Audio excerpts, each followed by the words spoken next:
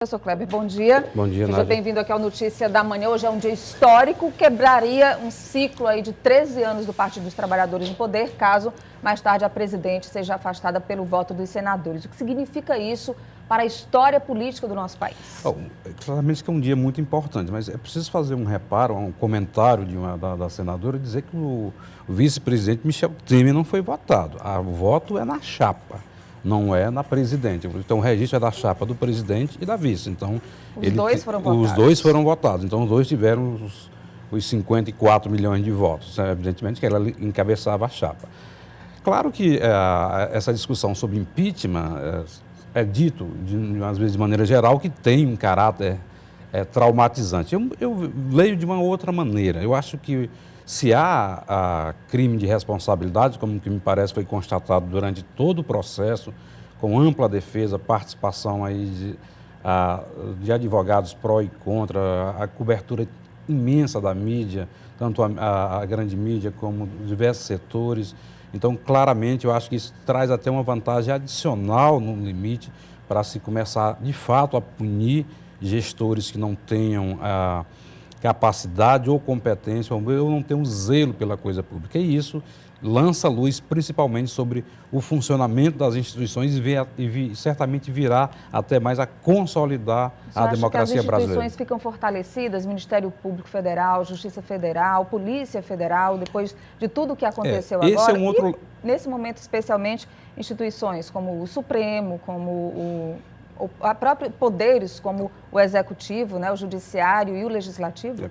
Uma outra questão, que é bem importante que você chame a atenção, é essa questão de como é que essas outras instituições estão funcionando. Porque, no momento, de fato, há muita consulta e um ativismo fortíssimo do Supremo Tribunal Federal, que, num depoimento de um de seus ministros ontem, ao conceder entrevista a uma emissora de TV, dizer que, de repente, durante o possível afastamento da presidente, pode vir até a julgar o mérito de algumas questões.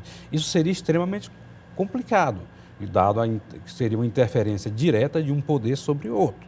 Mas, claro que as instituições saem muito fortalecidas, mas é necessário conter algum excesso que venha a ser cometido por essas instituições, principalmente o STF, o Ministério Público. Isso tem que também ter um controle para que possa haver um equilíbrio mínimo da relação entre esses poderes. E não há, de fato, com o eventual presidente Michel Temer, ele terá que negociar, como você mencionou antes, porque alguma das figuras dos prováveis ministros também me parece que estão implicados aí em denúncias de certas operações. E se ter bastante cautela ao nomear esses ministros, porque isso pode ter, de fato, um efeito cascata, caso o Supremo Tribunal Federal venha, de fato, a intervir, ajudar o mérito dessas questões. Então, isso precisa ser muito, e principalmente no momento que ele será um governo de transição. Ele, de fato, não tem muitas balas para gastar.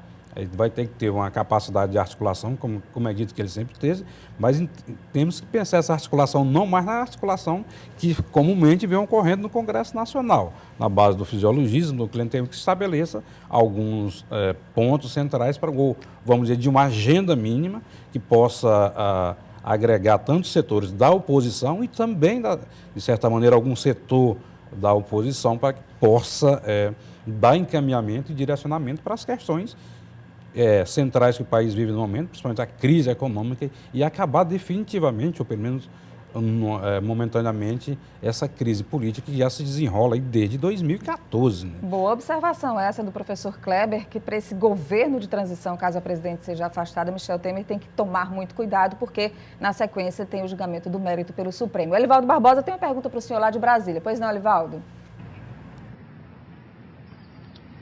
Bom dia, professor Kleber. O senhor falou agora há pouco que não deixa de ter um desdobramento traumatizante, um processo de impeachment. Mas considerando, professor, a realidade brasileira, em que em pouco mais de 20 anos, 2 presidentes caem através do processo de impeachment. De algum modo, isso pode comprometer a estabilidade da construção democrática brasileira?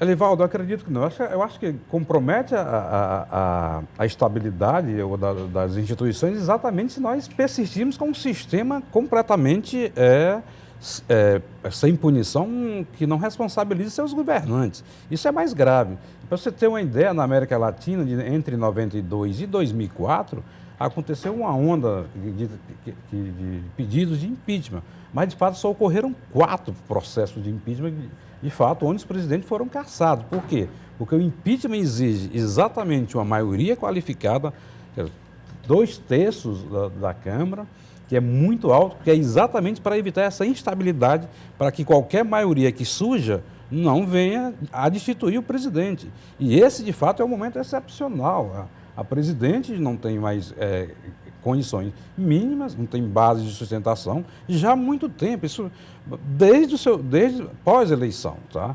E a grande discussão, outra que há, que é de fato, se de fato ocorreu essa